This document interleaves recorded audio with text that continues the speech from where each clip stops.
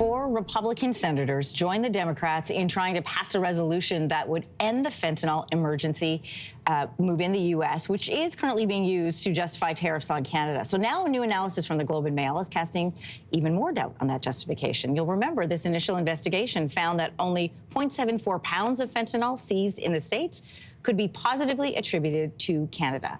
So that amounts to barely more than 0.1% of all seizures at the northern border. Joining us this morning once again to update us on her investigation is Catherine Blaisbaum. She's investigative reporter with the Globe and Mail. Welcome back. Thank you. Since our conversation and what you uncovered, I've been following the story closely, and so let's talk about the vote that happened this week. 4 Republican senators broke with their party on Wednesday. They went against the wishes of the president. They voted against Trump's state of emergency at the northern border.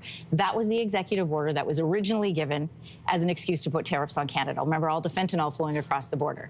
Do you think members of his party changing their stance, what does this do? So they've had this vote saying, yes, this needs to change. But what will happen from here, Catherine? It's a great question, and we'll be watching very closely. I mean, the fact that it passed the Senate is a big deal, and it sends a strong message to the White House. It does have to go before the House, and then, you know, that even getting to that point is going to be a challenge. And I won't get into it, but there's some procedural wizardry that's going to have to happen, but it is possible. And while the president does have veto power, and while it would have to then go back to both chambers and get a 2/3 majority vote, it's definitely a significant Republican rebuke to Mr. Trump's second term, and it sends a clear message that his authority is being checked, and that there are balances on his executive power. Yeah, for anybody who missed it, this is what President Trump posted on Truth Social this week. Republicans, this is just before the vote. In part, it says Republicans in the Senate must vote to keep the national emergency in place so we can finish the job and the scourge. By their weakness, the Democrats have allowed fentanyl to get out of hand. That is in part rebuke of Canada. Obviously, 4 Republican senators chose not to listen to the president. What was the evidence given on the U.S. side of the border that helped them come to this conclusion? The evidence that was given to the senators, or to the, okay. I mean, so basically, the White House has long been saying that it's, 43 pounds has been attributed to the northern border.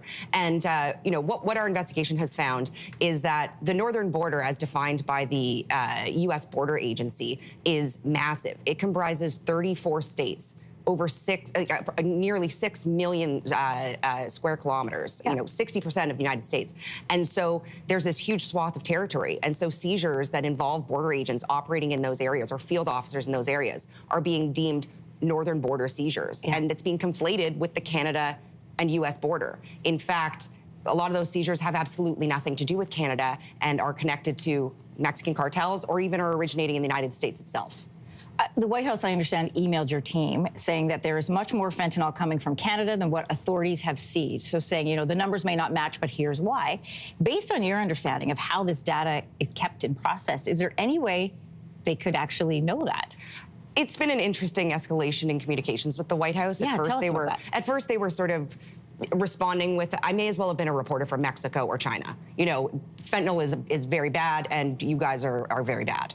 And, in time, it then became, okay, well, we're going to distinguish, Canada from Mexico and China, which are huge problems in terms of fentanyl going into the United States.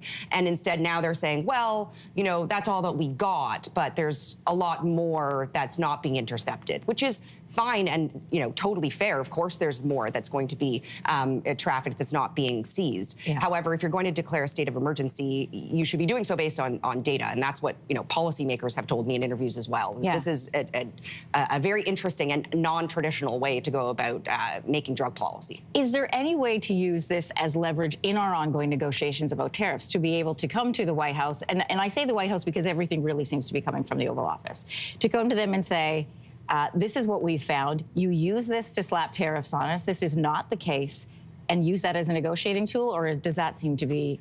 It seems to be not working. Okay. I mean, whether it's 0.74 pounds, or even if it was the 43 pounds that the White House says it is, that's still not an emergency. It's still infinitesimal compared to the problem coming from other countries. And so, we've got a $1.3 billion border plan, and it's still not enough. And so we'll have to see what happens. But, the president did signal that it is possible. He gave himself a bit of an on-ramp in Wednesday's announcement with the tariffs and the executive order that day, where he did say, and for the first time, I think, raise the possibility that, this isn't going to go on forever. And if the fentanyl emergency is terminated, that the tariffs on Canada could be reduced. And that is the faint glimmer of hope in a very sort of dark and tumultuous week. Catherine, it's great to have you here with us. Thanks for coming to update the investigation. We will be following, as will you. If you like that video, make sure to subscribe to the Your Morning YouTube feed, where you can find all kinds of new content posted every weekday morning.